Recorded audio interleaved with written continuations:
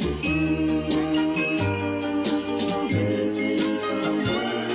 someone with all your missing someone.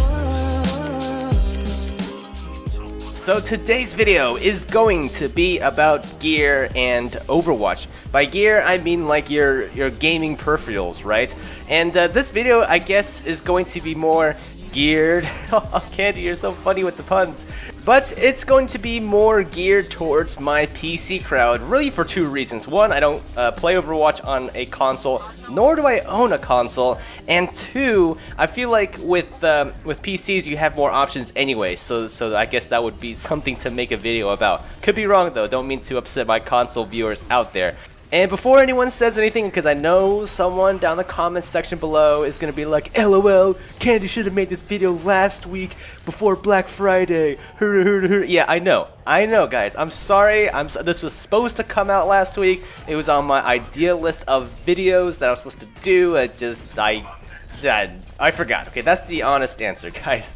But I feel like this topic of, gear and Overwatch, specifically PC gaming, is always going to be relevant. And like nowadays, there's so much gaming gear stuff out there, so many different companies throwing in their own 2 cents. You guys know that a lot of people send me keyboards to kind of check out and stuff like that. They're all kind of advertising that their, product is going to give you the edge over the competition. Well, this is sort of my list of what gear actually matters as far as improving your Overwatch gameplay. So the very first one, the most important thing to have is a decent GPU.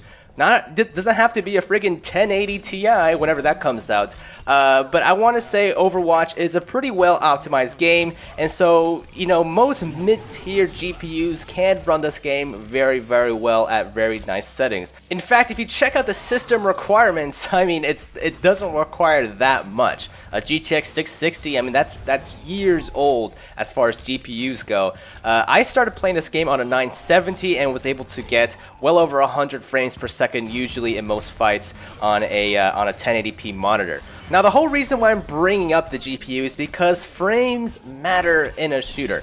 Having a higher frame rate will benefit your aim in a fast-paced shooter like Overwatch.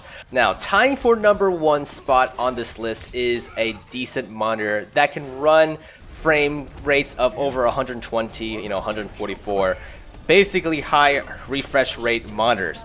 Now, a lot of people I've heard say, oh, well, my system can run Overwatch at 200 frames per second. And I ask them, well, what kind of monitor do you have? And they have no idea. The problem is that most stock monitors, unless you get one that's specifically made for, high refresh rates, they will come with, I'm going to guess, maybe 60 hertz, maybe 75.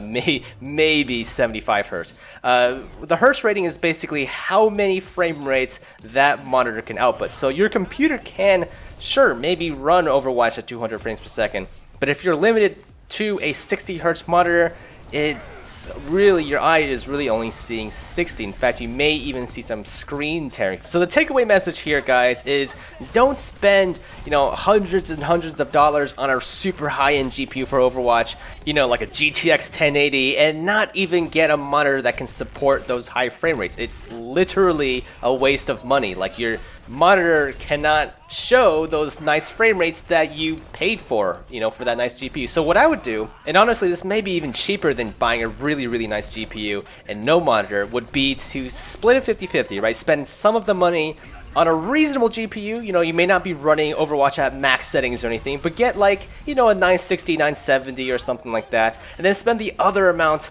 that you have left on a monitor that can output at a higher refresh rate.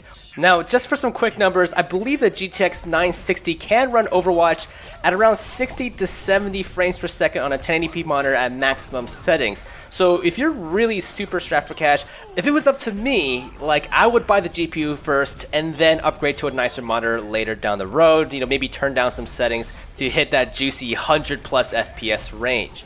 So, monitor, GPU, those two things kind of go together, but if you really have to, I would go for the GPU first. In either case, those two things on the list is probably the most important in my opinion. If you don't have those already, I would suggest kind of going for those first before you kind of look at the other stuff in this video. So, what is the other stuff, right? Well, we have mouse, keyboard, you know, mouse mat, headphones and stuff. So what is actually important out of those? In my opinion, keyboard. Keyboard is very, very important. Not nearly as important as the GPU or the screen, but you know, it's kind of high up there. You want a decent keyboard. I would go for something mechanical. I feel like membrane keyboards, the one with the little rubber ring, can you call them rings? Rubber domes? In either case, they feel pretty damn clunky when you're playing a fast-paced game like Overwatch. I'm talking from experience. Like, I'm not talking out of my ass. I was playing on a laptop and then on one of those Amazon Basics keyboards, both of which were membrane, obviously. I played on those for many, many years until one day I switched to a mechanical keyboard. I didn't think it was that important until I just tried it, and there was a noticeable difference. Now, I'm not saying, you know, if you don't have a mechanical keyboard, you're a total scrub, or that's essential to being a good player, or anything like that. In fact, this ranks pretty well below screen and GPU. I mean, this is kind of like a luxury buy at this point, right? But out of the luxury buys, I would say go for the keyboard first. Moving around, changing directions, jumping, that will all feel much more articulate, much more crisp on a mechanical keyboard. So, yeah, what's next? What's beyond the keyboard?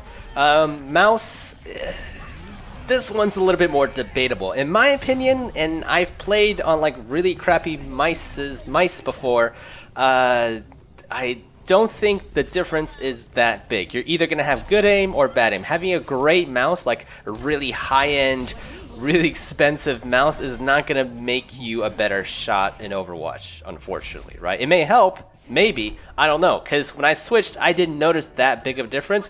The main takeaway for me with gaming mice is comfort. Like, it feels much more comfortable to hold.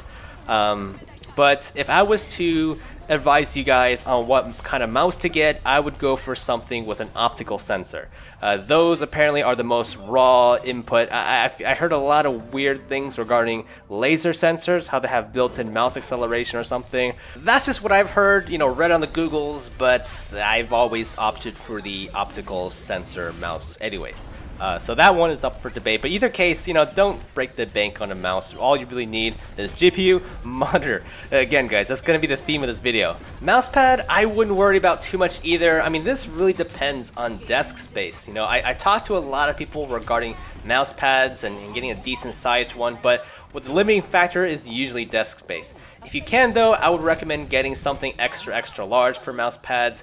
It doesn't really matter on the material though. I would probably stay away from aluminum because I've had issues with aluminum where it would actually rub away the rubber mouse feet. So that's kind of one thing you may want to consider. But in general, like, you may not even need a mouse mat if you have a pretty decently smooth desk. Just having some decent space to move your mouse on is pretty important. Headsets. Now, I feel like this is an important one because obviously hearing audio in Overwatch is essential. You gotta hear footsteps, you gotta hear ultimate callouts, you gotta hear your teammates and all that stuff, you know? So this one I kind of left out from the priority because I feel like most people have decent headsets. I mean, like, even the ones that come with your smartphones that have the built-in mic, those are usually good enough. Unless you have a really shit, you know, headset, I wouldn't worry about this one too much. Now, if you're playing like on a laptop with like your speakers and using the built-in mic,